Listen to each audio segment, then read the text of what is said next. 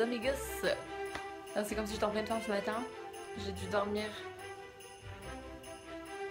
5 heures.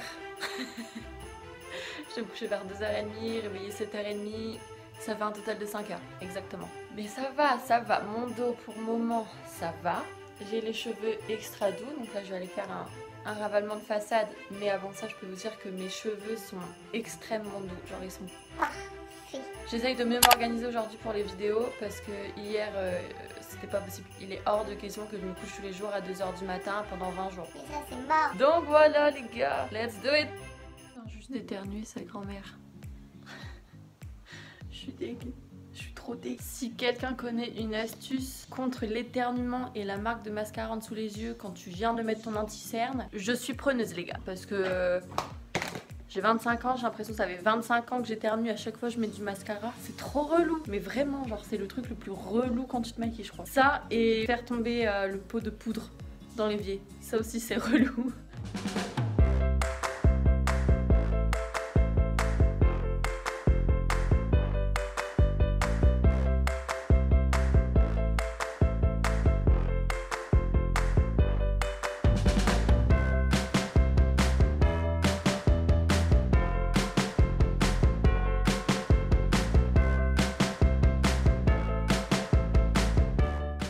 Les gars, j'ai complètement oublié le petit cadeau. J'ai pris grave mon temps, je me suis dit... Tu vas avoir le temps de filmer, de faire les vidéos et tout ça?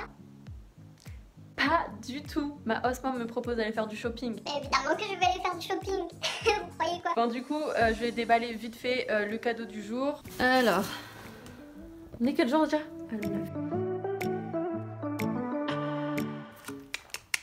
Yeah. Les gars, je suis en train d'éditer la vidéo. Je viens de me rendre compte que j'ai déballé le cadeau numéro 9. Mais en fait, on est que le 8 décembre. Oups. Je vous ai posé sur mon lit, les gars, c'est bancal. Bref. C'est des petites brosses, vous savez, pour les cils. Comme ça, je peux les brosser et je peux utiliser de l'huile de ricin sur mes cils. Voilà, donc c'est pas si... Comment on dit? Useless? Inutile que ça. Je parle français. Ok les gars, avant qu'on parte, je vais vous parler d'un truc. Je n'étais pas prête du tout. Alors je ne suis absolument pas prête pour ça du tout. J'ai reçu un mail de mon agence qui me dit qu'il faut que je réclame le vol retour. Enfin en tout cas que je donne une date de mon retour en France. Mais pourquoi ? Mais pourquoi ils me font ça? Moi je suis pas prête de rentrer en France. Je sais, j'ai vu sur tous les groupes Facebook, les différents Instagram, que les filles quand elles rentraient elles se sentaient un peu homesick et qu'elles avaient un temps d'adaptation à la France et tout. Mais en fait le truc c'est que moi j'ai jamais vécu le homesick, je sais pas ce que c'est le homesick. J'ai eu le culture shock je crois 1 ou 2 jours après être arrivée ici. C'était à la Training School, j'ai eu le culture shock. Et du coup, je me dis, mais j'ai déjà pas envie de rentrer, ça va être horrible. Je vais rentrer, c'est sûr que je vais être en dépression.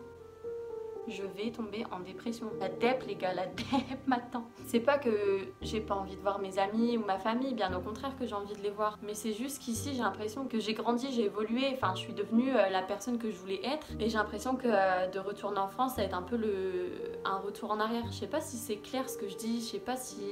Je sais que les anciennes au pair vont comprendre mon ressenti actuel. C'était quelque chose que je comprenais pas quand elles en parlaient, mais en fait c'est terrible. Et alors je vais plaindre toutes celles qui ont trouvé un mec ici, mais horrible, les meufs, franchement je suis de tout cœur avec vous. Vous êtes là? L'angoisse. Enfin bref, du coup je dois donner une date de retour exacte pour qu'ils me prennent mon vol retour. Ça veut dire qu'il faut que je m'organise mon travel month. Ça veut dire qu'il faut que j'organise mon compte en banque, clairement, parce qu'entre les taxes, plus les voyages, plus mon retour, plus au cas où je dois payer le retour de mes fringues par bateau ou quoi, enfin... Et je dois donner ma réponse dans 3 semaines. 3 semaines 3 semaines, mais je fais comment? Je vais écouter les astuces des anciennes filles au pair et je vais me faire une liste en fait d'objectifs à réaliser au cours de ma première année de mon retour en France. Voilà, elles disent que d'être focus en fait sur un objectif en France, ça évite de tomber dans la dep. Donc je vais faire ça là ce soir après avoir été à Chick-fil-A, après avoir été faire du shopping. Je ferai ma petite liste d'objectifs réalisables, d'accord? Je vais pas mettre un objectif en mode j'ai envie d'aller sur la lune. d'un objectif réalisable et on verra ce que ça donne quoi. Voilà, c'est le début du retour. Je le répète mais je suis pas prête. J'ai pas forcément l'envie quoi.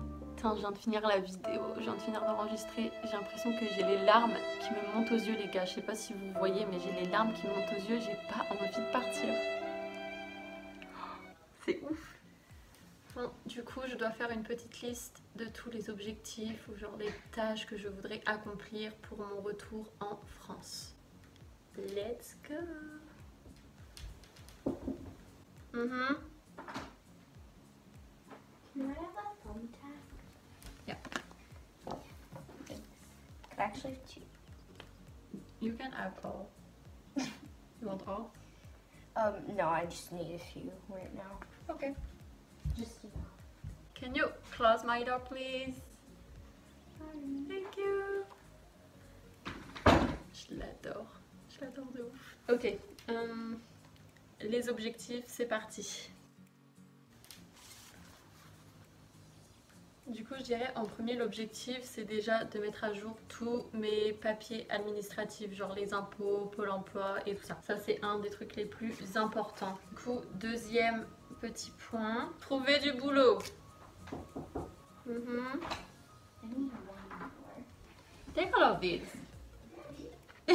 They're mine, actually. Well, I mean, I gave them to Marin, but she Alright. never used them. So. That's okay. They're thumbtacks. I'm talking about thumbtacks. Close my door, Gabby, please. Ok, du coup, deuxième objectif, trouver un boulot. Ce qui englobe, du coup, CV, lettre de motivation, LinkedIn. J'aimerais trouver un job du genre, je peux bouger partout, je peux travailler de chez moi, je peux travailler au bureau, genre je travaille un peu de partout.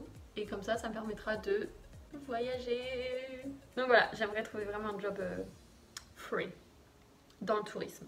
Donc on précise. Ou événementiel, j'aime bien aussi. Après je me dis si je trouve pas de job, ça serait cool que je trouve au moins une formation genre en alternance. Il est hors de question que je retourne 100% à l'école. Ça, c'est clair. Donc voilà, je vais marquer ou alternance. Ce qui m'arrive du coup au troisième point, trouver un appart. Je trouverai un appart en fonction du lieu où je trouve un job, évidemment. Ou un appart provisoire en attendant de trouver un job. Je sais que maintenant ils font des Airbnb, genre tu peux rester 1 mois, 2 mois, 3 mois.